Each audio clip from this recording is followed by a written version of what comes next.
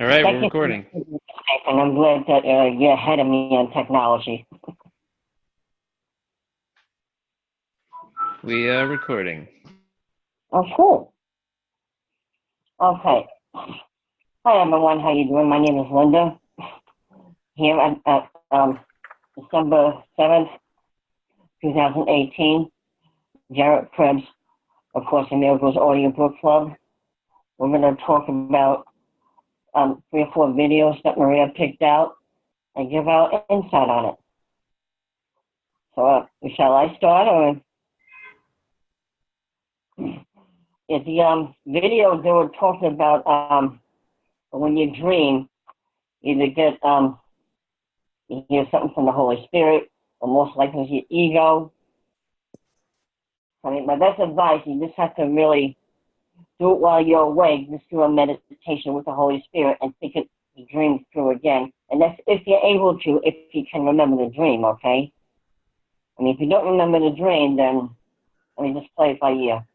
Well, if you can, just write it down, just write a letter to God, the Holy Spirit, and I like extra help, You can save that piece of paper, or maybe you can write it in your cell phone if you like. You can throw it away or delete it later if you like. And that's my best advice. Because, when you dream, you either go through your food shopping list or stuff you have to do, or maybe someone told you something you forgot, so it's kind of like you have to keep thinking that's what you're doing. Or maybe it's angels or spirits giving you messages that's personal for your own journey. And when your ego kicks in, oh God, that's where you have to bring the nails up and tell Mr. Ego, get lost, huh? And that's how I do it. So, I'm not perfect either. I'm not. I'm from New York. In New York, it's all attitudes. And that's where I'm from. But I literally came here to California 14 years ago. I literally learned how to relax. I really did. And when I joined the Course in Miracles last year, late November, early December, Course in Miracles really did help me. That was my bad past. That's why I did the Course in Miracles lessons. And I still do it here and there. I'm mainly into this audio book club. And that's why I love A Course in Miracles itself. So my best advice is sit down with the Holy Spirit, either meditation or write it down, if you can remember your dream. Or just in the morning, just do a meditation right there if you have time, and play it by ear. And that's my thing about the Ken Watnick videos that he did. Next. I'll go next. Maria, thank you for recommending these videos. They were fantastic. Thank you. Just the insight. I've not yet read Freud's interpretation of dreams. It's one of the many books sitting on my shelf that I have not yet gotten to.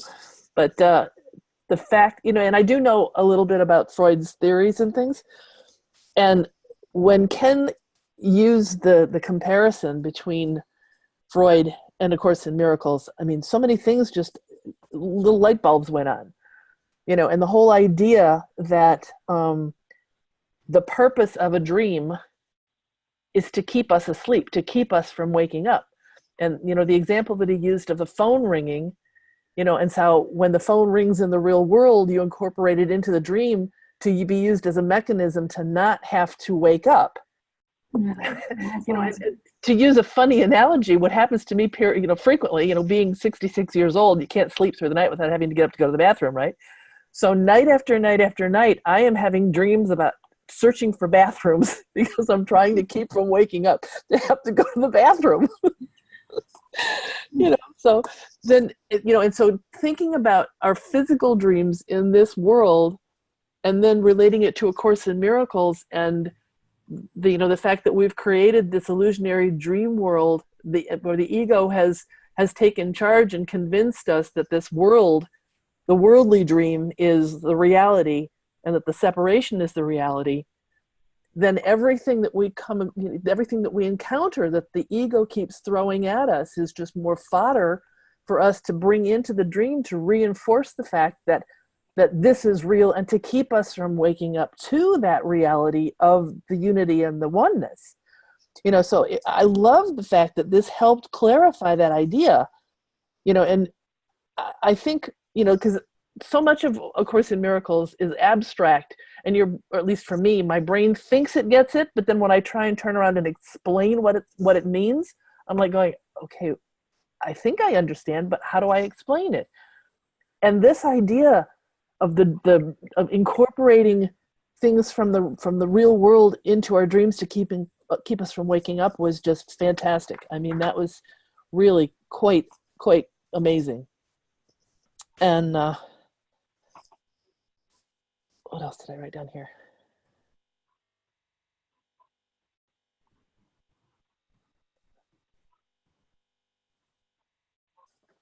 Well, I mean, it's really, other than going through the concepts of Freud's manifest dream and latent dream and comparing those to the secret dream and the world's dream, the technical stuff, the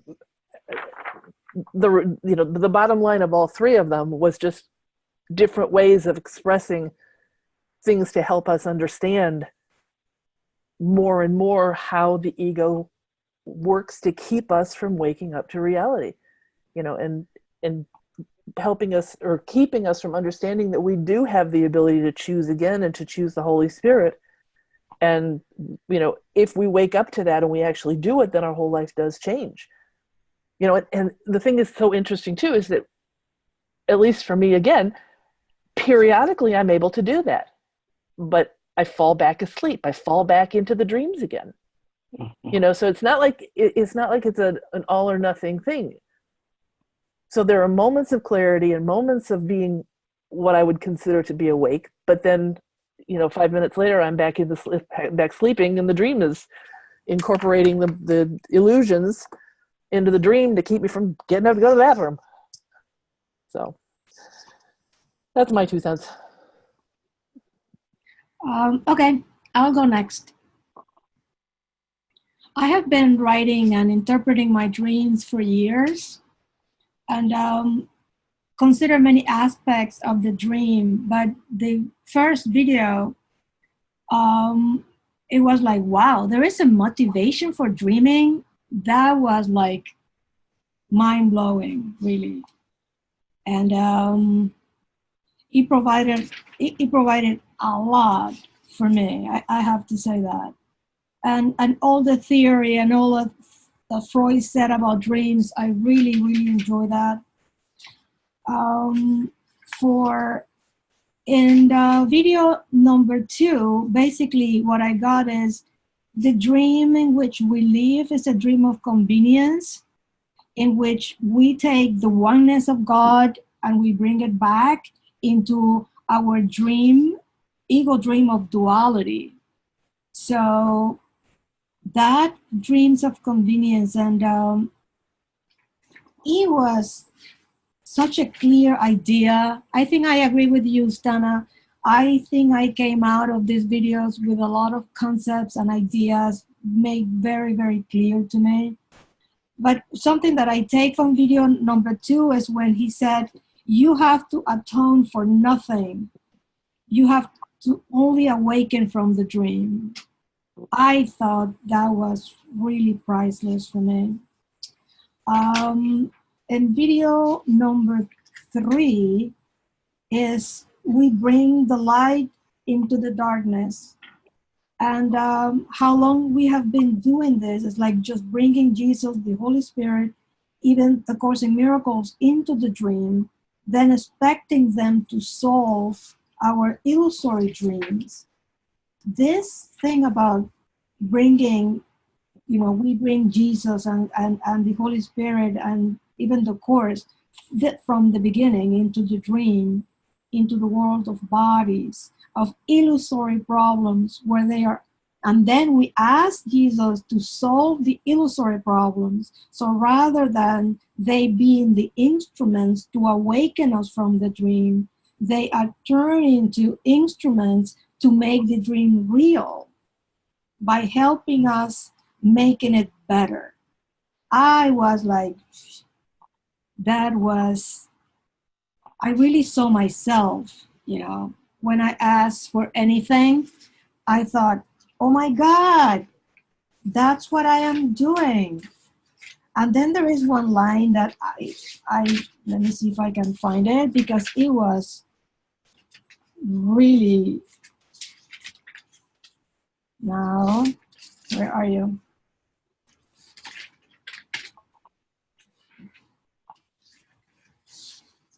Okay, it seems that it's gone away. Okay. No, I think it was that. So it's, I have to tell you guys that after some of this, I was just in tears. It really got to me, like so very deeply, everything that was said in the videos, and how the things we do, and how, you know, we bring the light into the darkness, especially when he was describing how the Catholic Church has gotten into what it is today, and by bringing that light into the darkness, and, you know, creating even more darkness. And I really got to see myself like, wow, you know, I really got to really have a hard look at myself and what I do and what am I going to be doing from now on. So yeah, that's what I got from the videos.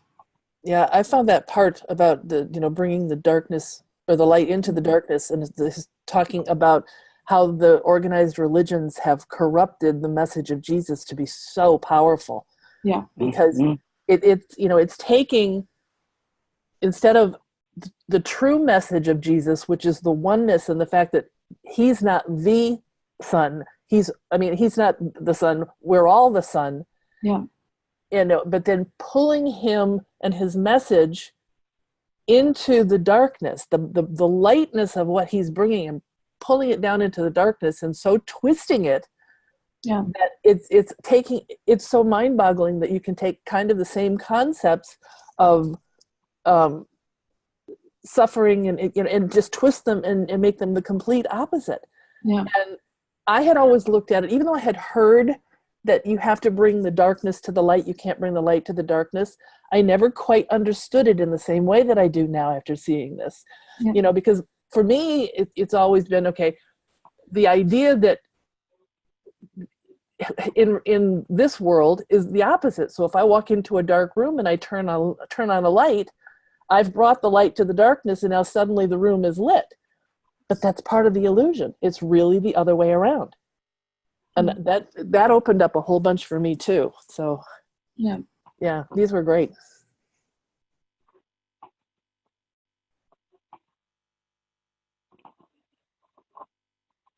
Hey, should I say stuff?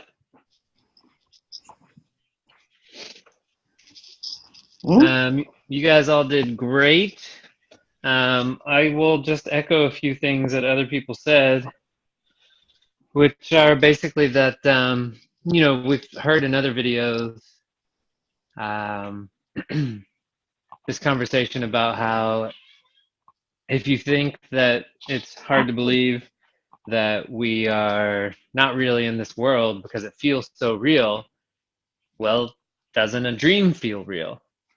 And this felt like an extension of that to me, where he's saying not only is a dream feel real, but the goal of the dream is to help you keep sleeping, or to get you to keep sleeping. And that made a lot of sense to me, because when you have something like the feature like the dream of convenience, like if your body wants to keep sleeping because it needs to keep sleeping, then it's going to incorporate, you know, anything, do whatever it needs to do to keep you sleeping. And that was kind of the same story with the ego, right? It's going to do whatever it needs to do to make you keep sleeping.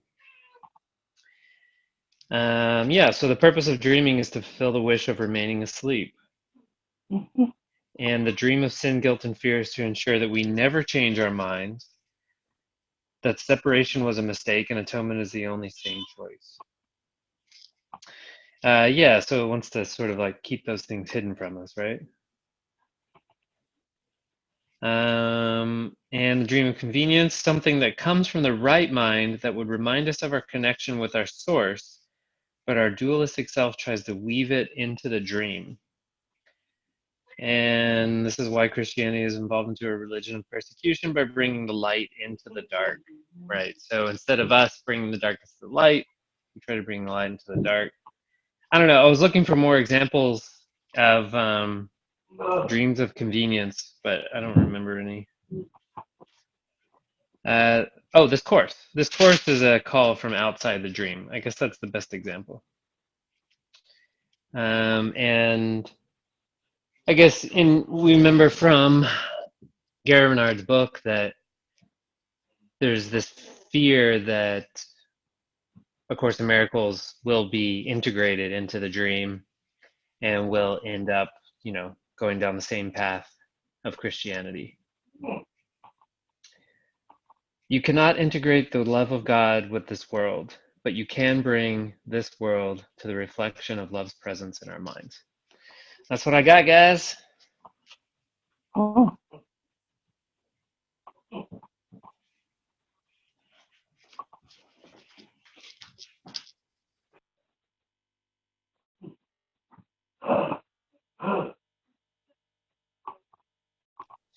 You guys want to talk forgiveness? You want to share some forgiveness in the field?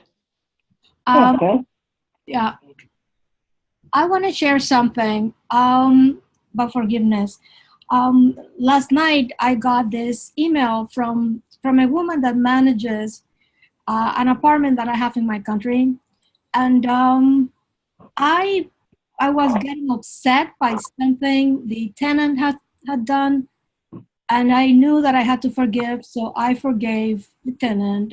But today, after listening to the first video, I thought, wow, what about if I examine this situation as if it were a dream? And I'm going to analyze the situation as a sleeping dream. So I wrote like the manifest content of that. And then I went back to the latent content of that live dream. And I was like, oh, I saw what the tenant had done, what I had done, what I needed to forgive. And then I saw that, as it says in the first video, that by going into the latent dream, you can get into your unconscious. So I began to get all this new level of things that I needed to forgive. I had forgiven the tenant before because I felt attacked by her. But then I realized that I needed to forgive the administrator because I felt that she wasn't being loyal to me. So I have never gotten this about loyalty with anybody. Even when I forgave Trump, I always tried to look like, oh, he did this, and and I think, oh yeah, I do that too, and I do this, and so I can relate to what people are doing. But I was never able to see where in my life I was doing this thing of a loyalty.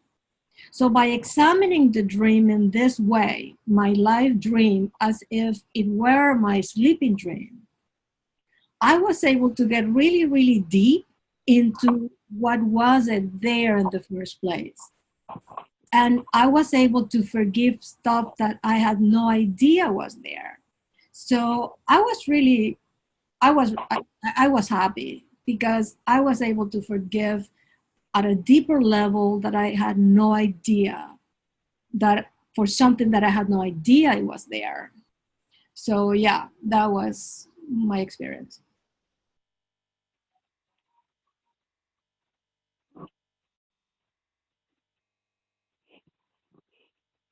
Okay, I'll go. Okay, I'm on. Okay. For myself, I have to forgive myself with my timing. When I'm on my cell phone, I'm like, I have like too much to do, And I'm like, hello, move. So it's my patience is just terrible, because I just want to go along smoothly. And that way, I can do the rest later on. It will just get it done, So I know I have to forgive myself for my attitude, my patience, which is not great, you know. I'm doing the best I can. That's what I can do. I mean, so I have to forgive myself on that. So I have to go. I have to know. I mean, God has everything happening for a reason. So I need more patience, and that's what I need. And I thank God for that. Rocket God, right? Rock and roll disco starts on 45, right? I have to leave soon. So thank you very much. Okay.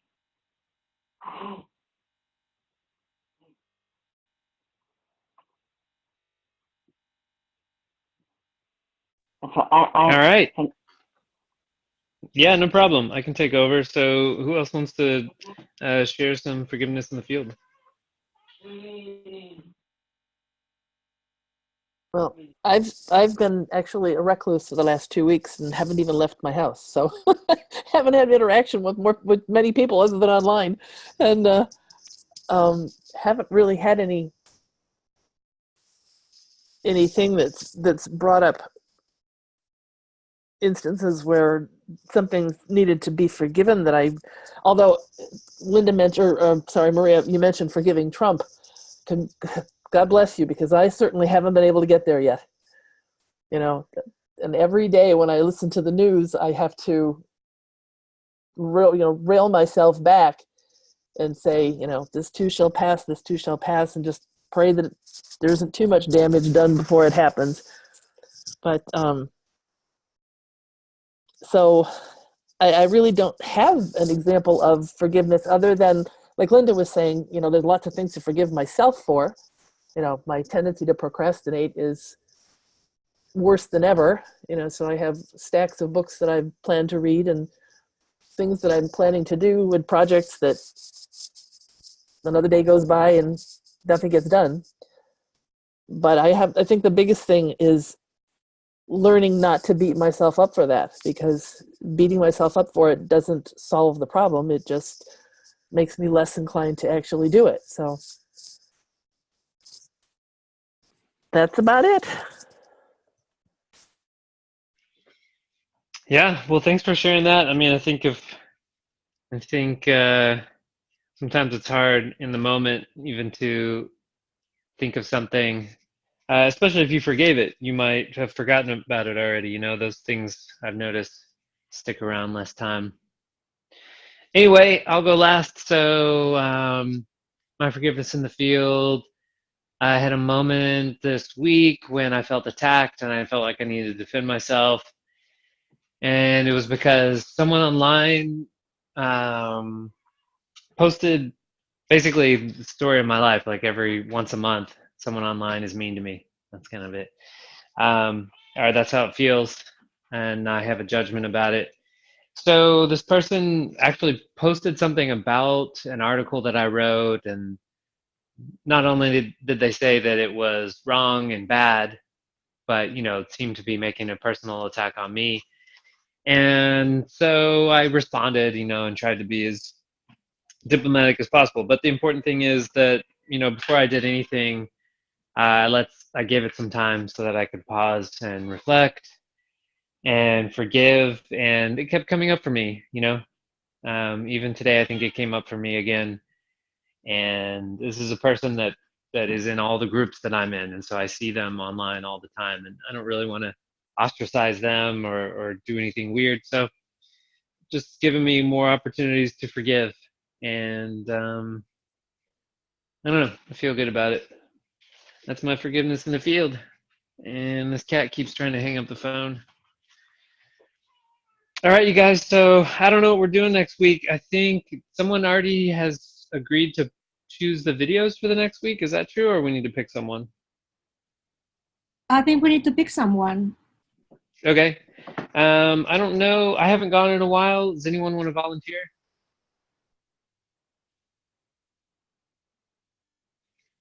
All right, I guess it's me. I will pick some videos. They're going to be all juggling videos. All right, well, it was good to see you guys, and these were great videos, and I felt like, this is one of our shorter calls because we had less people, but also because these videos were so succinct, and all three videos were about kind of the same topic. And I Yeah. guess before we close the call, I'll just say happy birthday to Jared. Oh, And yeah. Happy birthday, Jared. yeah, and I also just want to say happy birthday to our friend JR, who died last year and or passed away earlier this year.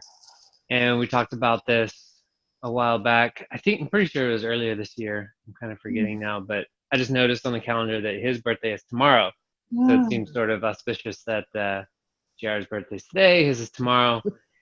And, it just kind of reminded me when I saw the calendar notification, of the duality of the world, that we're celebrating Jared's awesome life, and we're also celebrating, friends that aren't around anymore, or at least, that we can see with our fake eyes, right? Something like that. We can see it without. Right. That we can tune into with this radio receiver. Nathan, are you perception. going to be hosting next week? Yes. Okay. Yeah, I'm supposed to host next week. Unless you want to do it. No. I like when you do it. Oh, God. All right. Great. Well, in that case, we'll see you guys next week. So I'm going to close the call. Okay. So good night and good bless, everyone. Good night. God bless. Good night, guys.